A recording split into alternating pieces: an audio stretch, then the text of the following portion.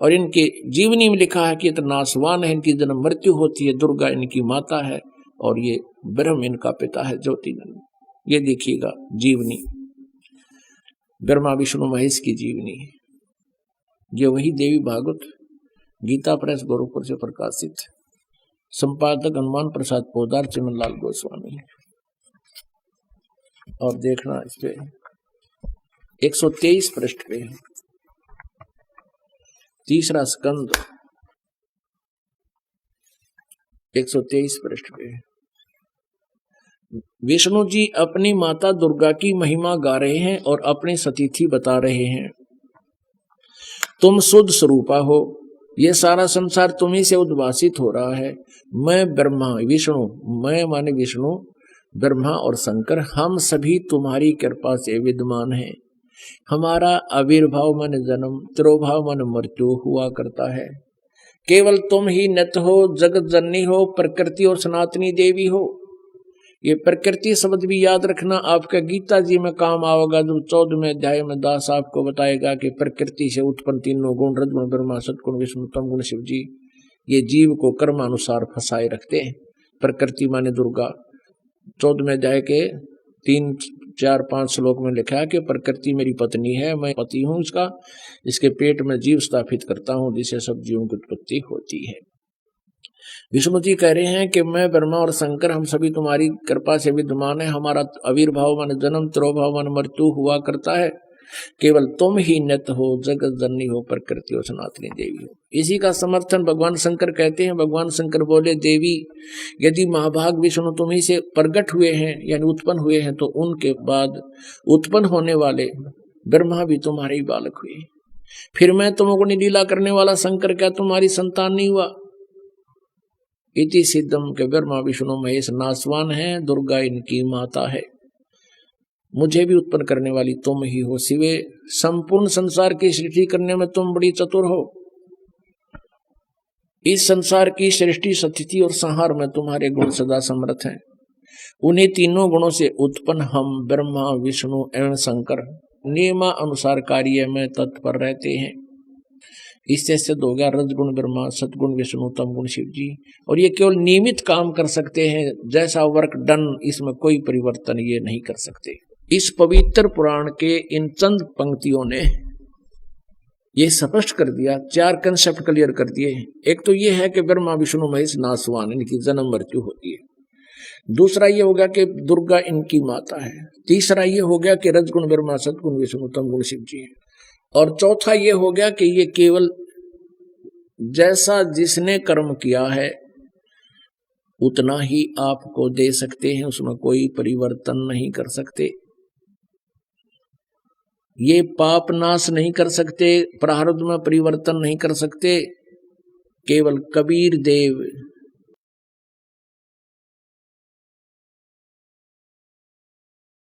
ये ऋग्वेद मंडल नंबर आपको दिखा रहे हैं, ये भी दिखा, ये कहां से प्रकाशित है।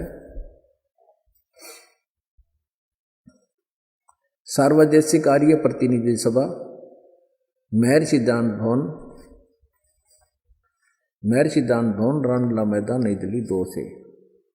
ये इनके फैक्स और फोन नंबर हैं। यहाँ इन्होंने गलत लिखा है कि इसका भाषा भाषी, आर्य भाषा भाषी, यानी अनुवाद महर्षि दान सरस्वती नहीं किया इन दोनों का, ये किसी और ने किया। फिर भी देखो, इसके मुद्रक हैं Prince offset printers, 1510 Pataudi house, Daryaganj, नई दिल्ली। ये इनके फोन फैक्स नंबर है। इसमें हम आपको ले चलते हैं ऋग्वेद मंडल नंबर 9 सूक्त नंबर 86 में।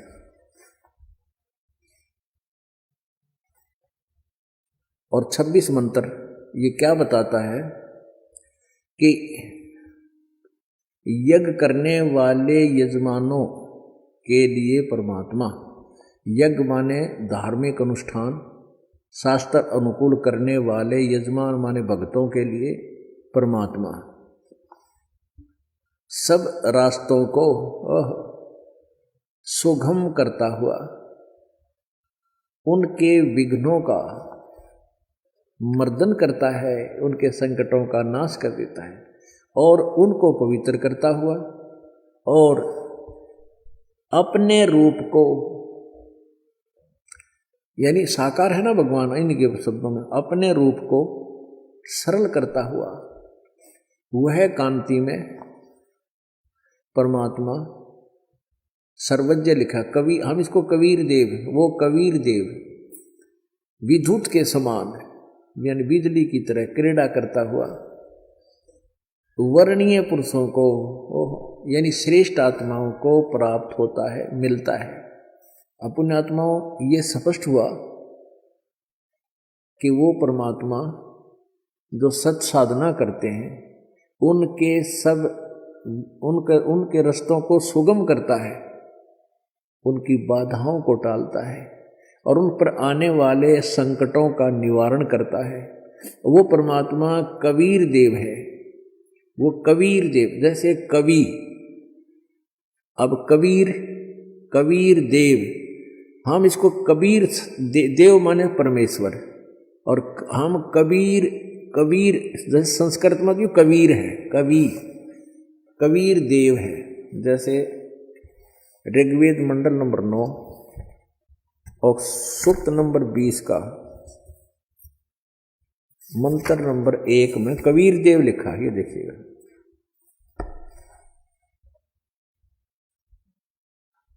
ऋग्वेद मंडल नंबर 9 और सूक्त नंबर 20, इसका मंत्र नंबर 1 आपको दिखाते हैं। इसमें स्पष्ट है, ये लिखा पर कबीर देव, यो कबीर देव है। देव माने परमेश्वर और कबीर, ये कबीर को कवि कहते हैं। हम कबीर देव सीधा लेने लगे कबीर देव, क्योंकि वो कवि कहलाता है। अपनी ज्ञान को लोकोक्तियों के माध्यम के बोलने से वो कवि कहलाता है परमात्मा। यो कबीर देव नाम उस भगवान का, कबीर देव। तो यो हम इसको कबीर, हम वै को वै बोलते हैं, वेदों को वेद बोलते हैं अपनी लोकल लैंग्वेज में। तो कबीर देव, हम इसको कबीर साहब कहने लगे। साहब को चाहे देव को हो, भगवान को हो, गॉड को हो, तो हम इसको कबीर देव, यानी ये चाहे संस्कृत के ज्ञाता इसको कवि बना दें तो कवि, वो कवि तो कवि हम फिर भी कहना पड़ेगा। वो तो लोकोक्तियों के माध्यम से कवि रूप में प्रकट होता है जो भगवान, जो यहाँ कविताओं के माध्यम से, अपनी लोकोक्तियों के माध्यम से उस यथार्थ ज्ञान को जो प्रचार करता है, वो परमात्मा, उसका नाम ही कबीर साहब है। हम उसको कबीर साहब बोलते हैं। तो संस्कृत में वेद उसको कबीर देव कहते हैं कि वो कवि साहब। ये कवि साहब मान लें जो ज़्यादा एंड करते हैं संस्कृत में। व्याकरण ऐसे है, व्याकरण नहीं जानता, व्याकरण क्या कर लेगी इसमें। अब तुम कवि कह, हम कबीर साहब कहें, तुम कवि साहब कह दो।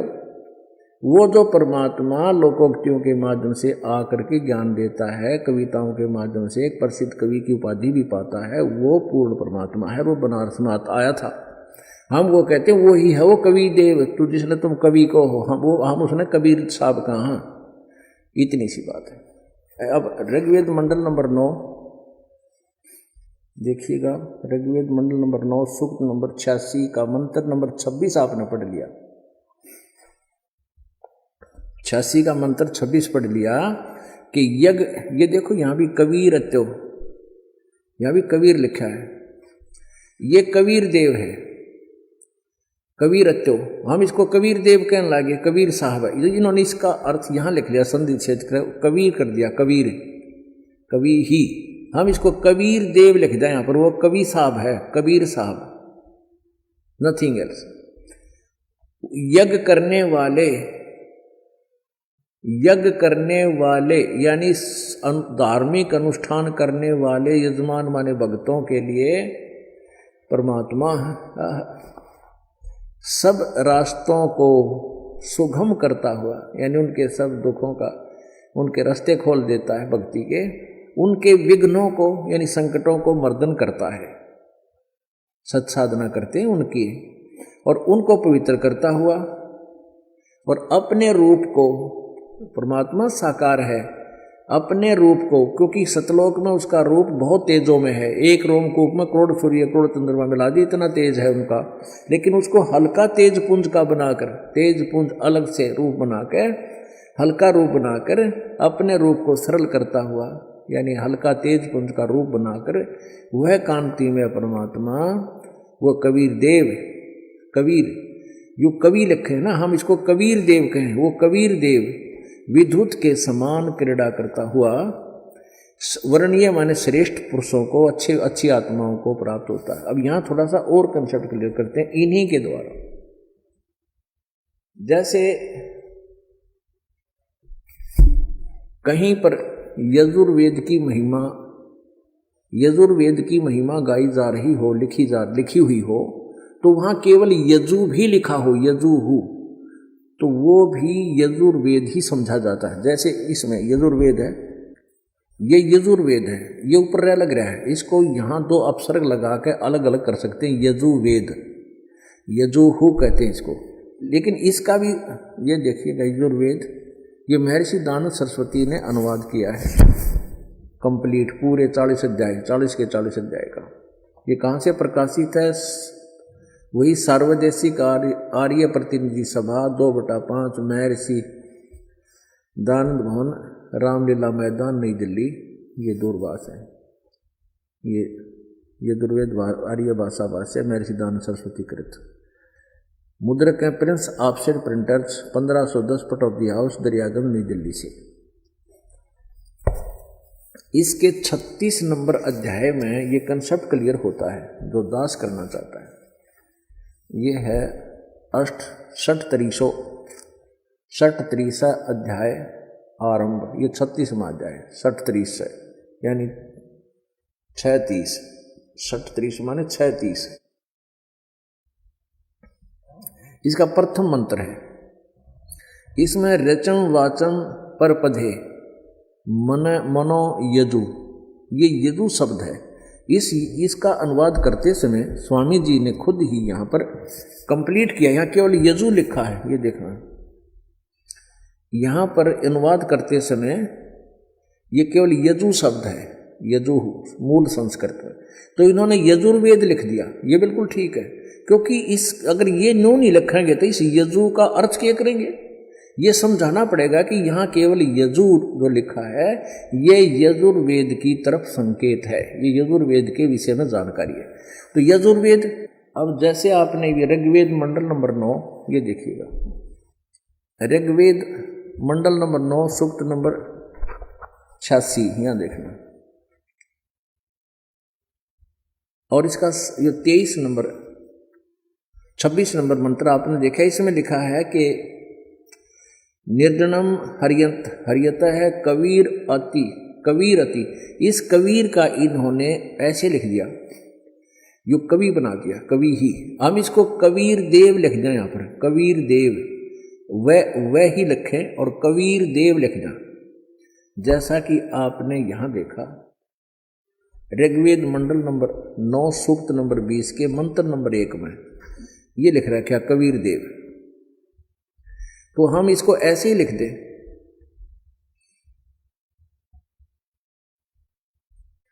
ये कबीर देव है।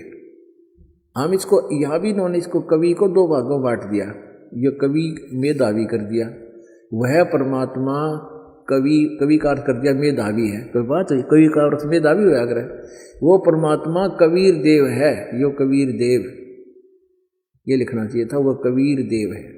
इसमें तो स्पष्ट लिखा है, अगर केवल कवि शब्द भी है जैसे इसमें है ऋग्वेद मंडल नंबर 9 सूक्त 86 के मंत्र 26 में, वह कबीर अचो, तो इन्होंने इसको अकेला सिंगल कबीर कर दिया और अचो यू नारा कर दिया, अचो।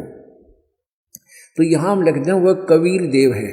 अब देखना, यज्ञ करने वाले यानी धार्मिक अनुष्ठान करने वाले भक्तों के लिए, यजमानों माने भक्तों के लिए परमात्मा सब रास्तों को सुगम करता हुआ उनके विघ्नों को मर्दन करता है, सारे संकट निवारण कर देता है, खत्म कर देता है, और उनको पवित्र करता हुआ और अपने रूप को सरल करता हुआ वह कांति में परमात्मा कबीर देव, हम यहाँ लिख दिया कबीर देव, जैसे यजुर्वेद लिखा यजु के स्थान, या यजु था उन्हें यजुर्वेद लिखना पड़ा, ऐसे ही कबीर देव विद्युत के समान क्रीड़ा करता हुआ